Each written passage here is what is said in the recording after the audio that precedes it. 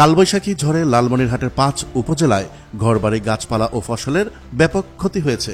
গতকাল রাত ১০টার দিকে শুরু হওয়া এই ঝড় প্রায় আধা ঘন্টা সদর, আদিতমারী, কালীগঞ্জ, হাতীবান্ধা ও পাটগ্রাম উপজেলায় তাণ্ডব চালায়। স্থানীয়রা বলেন, এ সময় ঝড়ো হাওয়া ও শিলাবৃষ্টিতে ধান, ভুট্টা, আম, লিচু সহ বিভিন্ন ফসলের ব্যাপক ক্ষয়ক্ষতি হয়েছে এবং বজ্রপাতে ৭ জন আহত হয়। উত্তরবঙ্গে ভয়ঙ্কর এই ঘূর্ণিঝড় কতটা তাণ্ডব চালিয়েছে, কি পরিমাণ ক্ষয়ক্ষতি হয়েছে তা জানাবো আমাদের সহকর্মী রইসুল সরকার রোমনের ভিডিও চিত্রে। চলুন শুরু করা যাক। খোঁজ নিয়ে জানা যায়, ঝড়ের স্থায়িত্ব কম হলেও কোথাও কোথাও বাতাসের বেগে ঘরবাড়ি ও গাছপালার ক্ষতির পাশাপাশি উড়ে গেছে বিভিন্ন স্থাপনা। ৮-১০টার সময় হঠাৎ মনে করো যে ঘূর্ণিঝড় আসলো, ঘর দুয়ার ভাঙে গেল। স্থানীয় বাসিন্দারা বলেন, শনিবার রাত 9:45টার পর থেকে থেমে থেমে কালবৈশাখী ঝড় চলতে থাকে।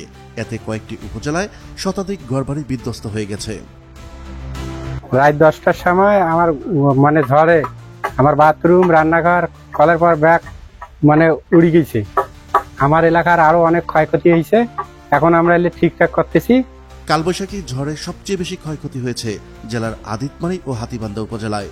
শতাধিক বসতবাড়ি ভেঙে লণ্ডভণ্ড হয়ে যায়। ক্ষতিগ্রস্ত হয় বেশ কয়েকটি শিক্ষা প্রতিষ্ঠান।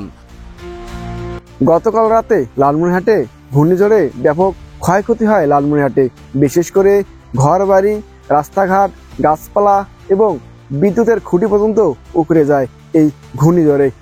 এছাড়া তিস্তার তীরবর্তী ওইসব এলাকার উঠতি হাজার হাজার বিঘা জমির ভুট্টা ও ধানক্ষেত নষ্ট হয়ে যায়। এদিকে হাতীবান্ধা উপজেলার গড্ডিমারি সহ বিভিন্ন ইউনিয়নের বেশ কিছু গ্রামে গাছপালা উপড়ে পড়ে বাড়িঘর ভেঙে যাওয়ার খবরও পাওয়া যায় এবং রাস্তাঘাটও সাময়িক বন্ধ থাকে। হঠাৎ করে ঝড় বৃষ্টি আসলো, ঝড় বৃষ্টিতে ঘূর্ণিঝড় আসলো, ঘূর্ণিঝড়ে মসজিদের গাছপালা ভাঙি গেল। ভাঙি যাওয়ার পরে আমার বাসর ঘরে পাকঘর ভাঙি গেছে, গোয়াল ঘর ভাঙি গেছে, তারপরে গাছপালা অনেক ক্ষয়ক্ষতি হয়েছে। কালবৈশাখী ঝড়ের তাণ্ডবে অনেক সড়কে বেশ কিছু গাছ ভেঙে পড়ায় যান চলাচল ব্যাহত হয়।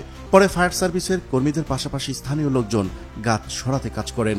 কালবৈশাখী ঝড়ে শত শত বসতবাড়ি ও সরকারি বেসরকারি প্রতিষ্ঠান লণ্ডভণ্ড সহ প্রায় 1000 বিঘা জমির ফসল নষ্ট হয়ে যায়। সব মিলে ধারণা করা হচ্ছে কয়েক কোটি টাকার ফসলের ক্ষতি হয়েছে। চালা ঠালা টিন টুন কুত্তি যে উড়ি দিয়ে পড়ছে, কোনোটে পাই নেই দড়িশন। বাংলাদেশ কি চায়, দিতে চাই আর কি চায়। এই মসজিদের চালা এবং গাছ ভাঙিয়ে উড়িয়ে নিয়ে গেছে। আপনাদের কাছে সরকারের কাছে সহযোগিতা, সহানুভূতি চাই।